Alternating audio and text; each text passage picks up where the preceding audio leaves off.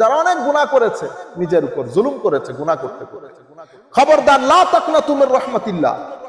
কোন কালে কোন জায়গায় তোমরা আল্লাহর রহমত থেকে কি হইও না, নিরাশ। আমরা এই আয়াতগুলো আমাদের মানুষের কানে কানে পৌঁছাইতে হবে। তরুণ প্রজন্ম ডিপ্রেশনের শিকার হয়ে তারা সুইসাইডের দিকে চলে যাচ্ছে। কারণ আমরা এখন এত নাজুক হয়ে গেছি।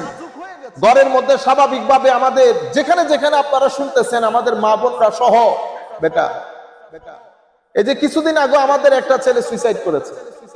কেন? মালয়েশিয়া থেকে গেছে, আবার এটা ফেসবুক লাইভ করেছে, করে সে মায়ের বাবা, ঘরের মধ্যে তো সমস্যা থাকবে, এটা সমস্যার দুনিয়া। আপনারা এত দ্রুত একেবারে নিরাশ হয়ে, আমার আল্লাহ বলতেছেন লা তাকনাতু মির রাহমাতিল্লাহ।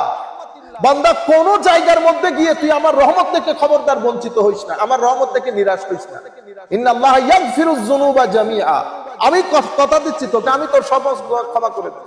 তুই আমাকে পাতা উল্টাই দেখাইতে হবে না কোন কোন গুনাহ করেছিস। আমি কথা দিচ্ছি, আমি দেখাজোকা করব না। তুই শুধু আমাকে একবার বলে দে ক্ষমা করে দিতে, আমি ক্ষমা করে দেব। তুই আমার রহমত থেকে বঞ্চিত হইস না, আর নিরাশ হবি না। আমার এক রহমতের দরজা বন্ধ করলে 70 রহমতের দরজা আল্লাহ মানুষের জন্য আল্লাহ খুলে রাখে। আমাদের এই ছেলেগুলা, মা কি বলছে, বউ কি বলছে, ডিপ্রেশন হয়ে গেছে। আগাগোড়া মারা দরকার মেহেন্দি গাছের ব্যাধি, মাথা থেকে পা পর্যন্ত। আমাদের বাপরা বেটা 2000 টাকা দিয়ে পুরা পরিবার টানতে টানতে, বাপের চোখের পানি দেখেছি আমরা কোনোদিন। তুমি বেটা 2 মিনিট হজম হইতে পারো না, আরেকটারে বলে বাবা কি বলছে, আত্মহত্যা করে ফেলতেছে। আমি বলতেছি এগুলো তুইলা একেবারে মাথা থেকে পা পর্যন্ত মারা দরকার। আমার আল্লাহ বলতেছেন লা তাকনাতু মির রাহমাতিল্লাহ।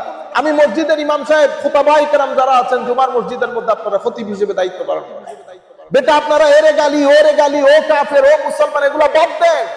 তরুণ প্রজন্মের আমাদের সহযোগিতা প্রয়োজন। ডিপ্রেশনে আছে তারা, কোরআনের আয়াত এগুলো তুলে ধরেন। আমরা এক জাতি আছি, খালি আল্লাহ আযাব দিবে, 40 দিনের আযাব, 15 দিনের, মনে হয় যেন আল্লাহ আযাবের একটা ডিকশনারি নিয়ে বসে আছে আমাদেরকে দেওয়ার। আমার আল্লাহ বলতেছে আমি 100 ভাগের রহমতের 1 ভাগ পুরা সৃষ্টি জগৎকে দিয়েছি, যেটা নিয়ে কুল কায়নাত, ইভেন বাঘে পর্যন্ত তার সন্তানদেরকে আদর করে। আর 99% আমি আল্লাহ আমার সাথে রেখে দিয়েছি।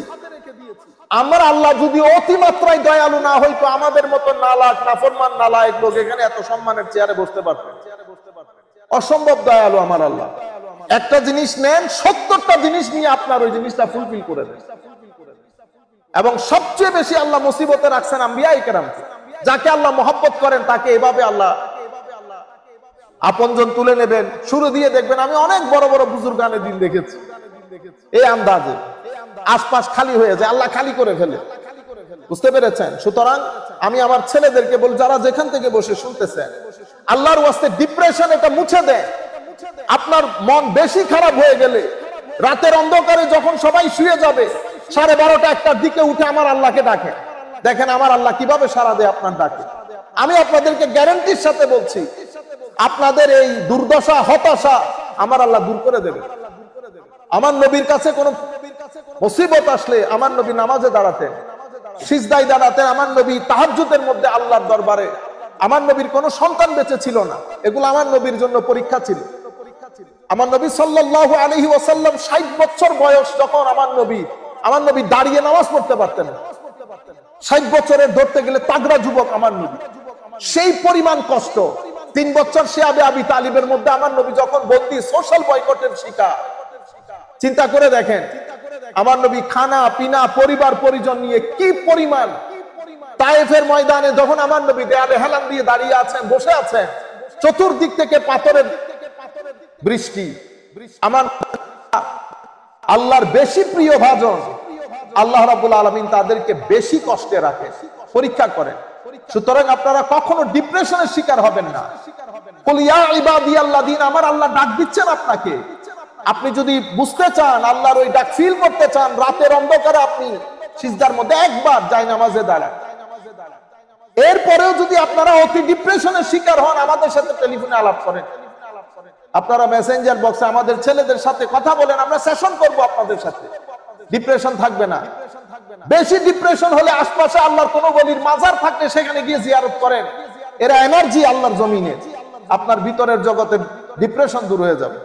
আল্লাহর ওয়াস্তে আমাদের সোসাইটির মধ্যে যেন আত্মহত্যা না হয়। যে সোসাইটিতে আমার নবী আগমন করেছেন সেই সোসাইটিতে আবার আত্মহত্যা হয় কেন? যে ব্যক্তি সিজদা দিতে জানে সে আর যাই হোক আত্মহত্যা করতে পারে। আল্লাহ রাব্বুল আলামিন আমাদের হামি ও নাসির হোক।